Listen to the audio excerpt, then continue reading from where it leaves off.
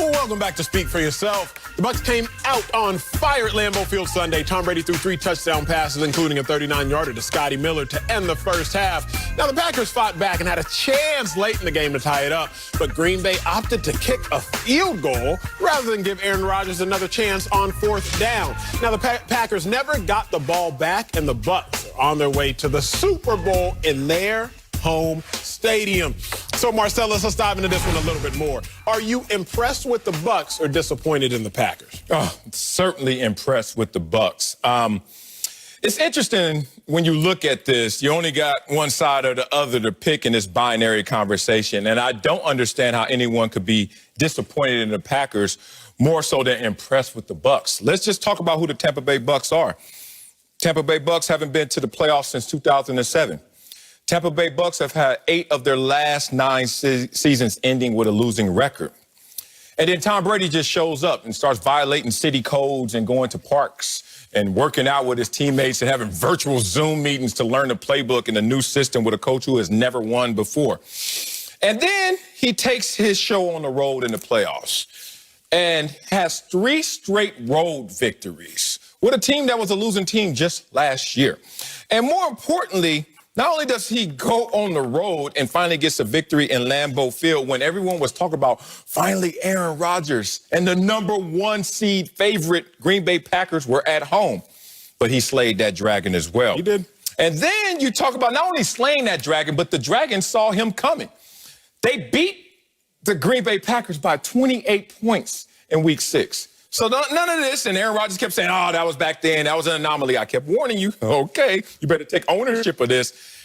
Not only did he beat them in the game, but he was up 18 points in the 3rd quarter on this same team on the road. Impressive. But that's easy to quantify. I just gave you the numbers conversation. Let me give it to you in a way in terms of intangibles, in terms of immeasurables, because we're football players and we know one thing that fans don't understand about the game is the severity and level of violence that occurs. And I didn't know it either because I started playing football when I was 7. So all my impressionable years is just playing a violent sport. I don't know what normal laymen's feel on a day-to-day. Since 7 years old to the age of 32, I've been about these pads, okay? Let me talk about the pads I saw yesterday. And you have to see it. And if you have experience, then you feel it. Let's talk about how those pads were out there dumping yesterday, thundering, to the point where we saw it in the New Orleans Saints game, but it wasn't really a point to highlight. Let's highlight it now. When those pads are thumping, like Mike Tyson said, everybody got a plan until they get smacked in the mouth. Talk about it. When those pads start thumping, Aaron Jones, his chest was broken, and he lost the ball, forced fumble. When those pads start thumping, sure-handed Devontae Adams was out there, oh, my God, dropping a touchdown pass and spazzing on the sidelines because those pads were thumping. When those pads start thumping, Aaron Rodgers got sacked 5 times and threw a costly interception. When those pads start thumping, you know what I saw? I saw a team lose its way. This team turned into a pure drop-back passing team when they've been a play-action passing team for the last 2 years. They forgot how to even play Green Bay Packers football to the point where the post-game press conference, what did Matt LaFleur say? I had a bad day. You know why? Because those pads will make you have a bad day. So I'm impressed by the Bucs, by the numbers, but also by the experience. They were putting hands on people. Big Dog, last week I came up here and I didn't give the winning teams very much credit. I was disappointed in the losing teams. I'm changing that mantra this time around. I'm impressed by the Bucs. Yes. And I'm impressed by the Bucs because in football, for y'all at home, as an offense, you can either attack a defensive scheme or you can attack defensive players. There are 2 options. Attack the scheme or attack the players. The Buccaneers offense was so impressive because they found the weak links as players. The Buccaneers defense was impressive because they found the weak links as players. David Bakhtiari, he got hurt in practice, starting left tackle for the Packers, all-pro left tackle. He got hurt in practice about a month ago. So what do the Buccaneers do? Well, you know what? Last time we played the Packers, we brought a ton of pressure. We brought pressure 46% of the time. We needed extra men to get to Aaron Rodgers. But wait a second. This all-pro left tackle's out. We just going to win with Shaq Barrett. We're just going to win with JPP. We're not going to bring pressure as often because we don't need to. We're not going to beat you or attack your scheme. We're going to attack your men, winning at left tackle, beating the left tackle. Okay, offensively, the Buccaneers, I was so impressed with them because they said, wait, we're not going to attack your defense scheme, Packers. We're going to attack anybody not named Jair Alexander in the secondary. So Kevin King, you about to get this work. And Kevin King, he got that work. So I can't be disappointed in the Packers collectively. Now, I can be disappointed in Darnell Savage, safety for the Packers. You misplay a ball, Chris Godwin gets a 52-yard gain on 3rd and 9. I can be disappointed in Kevin King, I think a 1st or 2nd round pick just a few years back, getting beat by Scotty Miller, a 6th round pick at a Bowling Green. Like, you can't let that happen, specifically and particularly to end the half. Most important times of games at the end of halves and at the end of the game itself. Can't let that happen. Disappointed in individuals, but overall, collectively, I'm impressed by the Buccaneers. Well, let's bring in a former Packer, Greg Jennings, NFL analyst. Finally. So, Greg, you let us know, are you impressed with the Bucs or were you disappointed in the Packers? Can I be 100% real? Because that's what I am. Finally. Both.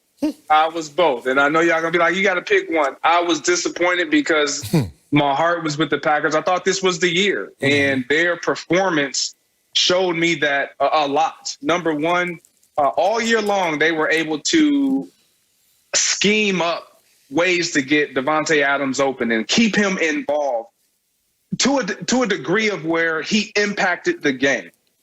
He had so little impact, it was drastically impactful on their own offense because you saw Aaron Rodgers just not even look at him in crucial situations. When they had the free play and he's running down the field wide open, who do we typically see Aaron Rodgers look to? Davante Adams. And I get it. You start nitpicking and you see the 4th down, but the 3rd down was crucial because Aaron Rodgers, typically I'm thinking, just run. You got it, run. So my heartstrings, I was disappointed because I didn't see the Packers really do every single thing that they possibly could to win that game. But then I turn and look at the Bucs, and I'm impressed with them for all the reasons you guys mentioned. Tom Brady, the way he came out and played that game and executed in the crucial moments of the game, the 2-minute windows, and then the others. And when I say others, I'm not talking about Shaq Barrett. I'm not talking about Devin White. I'm talking about the secondary, Murphy Bunting. I'm talking about all Scotty Miller. When their numbers were called, as minimum as they were, ready. They stepped up and they were ready. And that is a credit to coaching, Byron Leftwich, trusting. I'm talking about, they went 3rd and 10 to a young rookie. Johnson, like a young rookie. Brady trusts every man to a T on that roster to where it's like, okay, just call the play. I'll get it to the open guy. The open guy is young Tyrell Johnson. Get it to him. Makes a play. End of the second half, right before the second half, right before the second quarter is over, Scotty Miller, inside fade. I trust you, go win. I'll put it where it needs to be. They make a play. And then Todd Bowles on the defensive side. I can't give him enough credit because he schematically eliminated Davante Adams, and you could see it really disrupted what the Packers wanted to do. He also, but the players, they have to do their part, and they did. You talked about it, Marcellus. Them pads was thumping. You saw the hit on Jamal Adams. You saw those hits on Aaron Jones. When your impact players get impacted to the point to where they are no longer an impact, that is not only scheme, that's a bar. But that is also them guys on the other side of the ball bringing that heat too. That's real. Man. Look, you broke it down there. First of all, Aaron Rodgers shouldn't have run on that play. Everyone keeps talking about Aaron Rodgers should have took off. I want you guys, like I did in a moment, because my naked eye, my football instincts, my football experience said, why isn't Aaron Rodgers running this ball?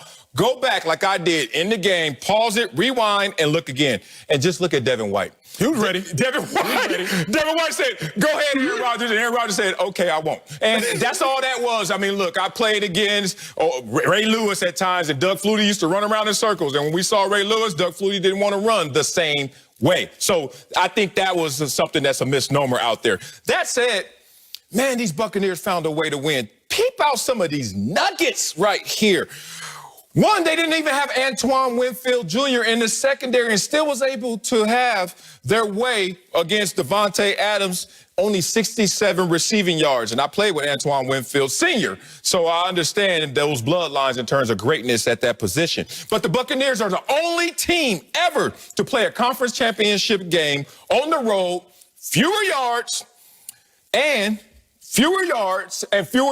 more turnovers and fewer yards, and still win the game. Hold on now. So wait a minute. 0-34 was the record of teams that went out there before them. And then they said, doesn't matter. We're going to find a way to get this done. Tom Brady, everybody keeps talking about, well, Aaron Rodgers outperformed him. Acho brought it up. Great point, except quarterbacks that throw 3 or more interceptions in a playoff game are 20 and 104. That's the other guys. You know what Tom Brady is? 3-1 in those same games. Tom Brady just finds a way. Everybody can say, well, it's his defense. It's just not that simple, guys. I just told you. Hey, we have more turnovers. Hey, we have fewer yards. It's a different equation in terms of leadership. So if you look at them, when Davante Adams can't ball, Aaron Jones had 27 yards and 2 fumbles. What the hell is this? Held the Packers to 6 points after 3 turnovers. Man, there's so much going on right here that you can't just say one thing, but overall, you're impressed by this whole Buccaneers roster. Correct. I'm Marcellus. I get disappointed when people act out of character. You feel me? Like, okay. I get disappointed when people do things that I've never seen before. Remember last week, I was disappointed in the Saints and Drew Brees. Drew Brees, you don't ever throw 3 picks. Like, what are you doing? Offense, Saints, y'all have never turned the ball over 4 times all season. Y'all acting out of character. But the Packers, they didn't act out of character. I mean, yeah, in theory, you're right about Davante Adams, but he still had 9 catches. Like, that's in character for Davante Adams. Packers defense, they were atrocious, but through the first 3 weeks of the